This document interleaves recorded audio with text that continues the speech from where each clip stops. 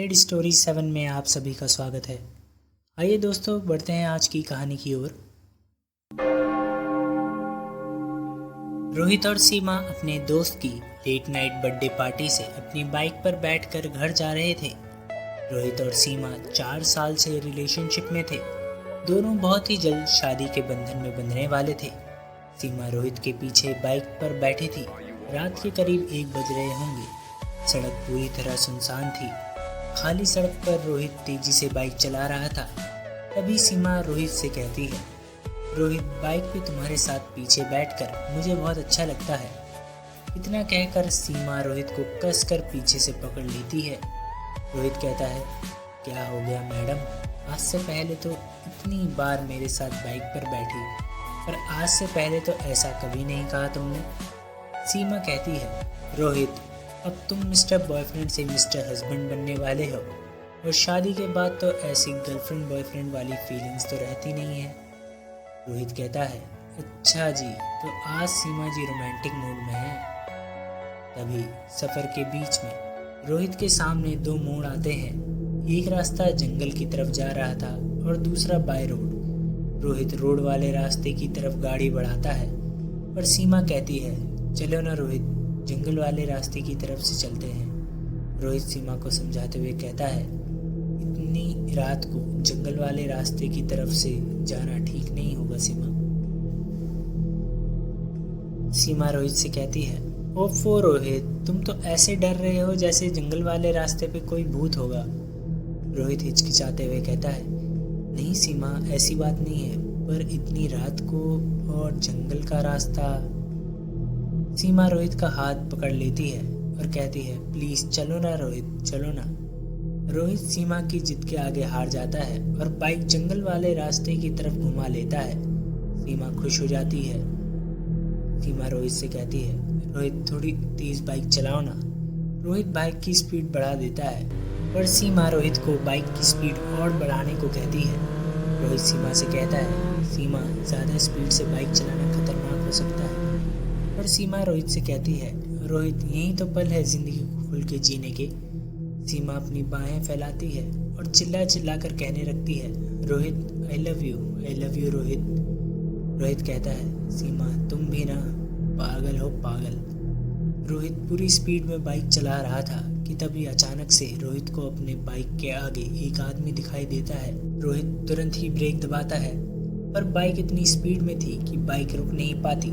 पर बाइक उस आदमी से टकराती नहीं, बल्कि बाइक उस आदमी के आर पार हो जाती है। रोहित तुरंत अपनी बाइक से उतरता है और पीछे जाकर देखता है, पर उसे वहाँ कोई दिखाई नहीं देता। रोहित घबरा जाता है और वो सीमा का हाथ पकड़कर कहता है, सीमा, जल्दी यहाँ से चलो। पर सीमा टस से मस नहीं होती। रोहित कहता है, क्या हुआ सीमा? सीमा एकटक वहाँ पर खड़ी थी और रोहित को घूरे जा रही थी। रोहित सीमा से कहता है, क्या हुआ सीमा, तुम ये क्या कर रही हो? रोहित ऊंची आवाज में सीमा से कहता है, सीमा, मुझे घूरना बंद करो और चलो यहाँ से। तभी सीमा रोहित को दोनों हाथों से जोर से धक्का देती है। रोहित धक्के से हवा में उड़ता हुआ सीधा पेड़ से जा गिरता है। रोहित हैरान था कि आखिर सीमा में इतनी ताकत आई कहाँ से, कि तभी वो दंग रह जाता है। सीमा की आंखों की पुतलियां ऊपर की तरफ चली जाती हैं और अब सीमा की आंखों का सफ़ेद हिस्सा ही दिखाई दे रहा होता है।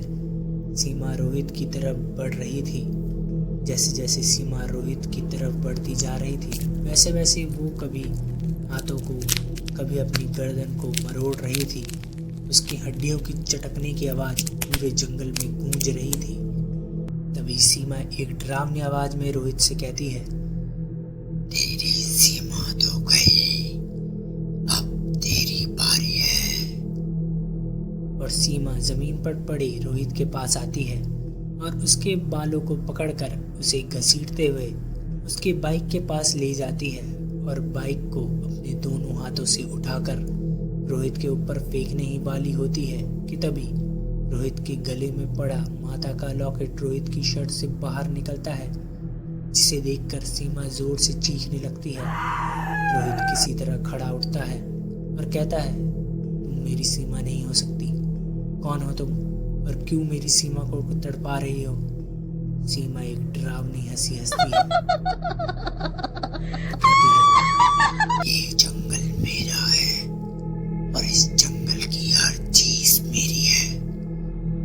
रोहित अपना लॉकेट गले से उतारता है और हाथ में पकड़ता है और सीमा की तरफ ले जाता है कि तभी वो वहां से तेजी से भाग जाती है।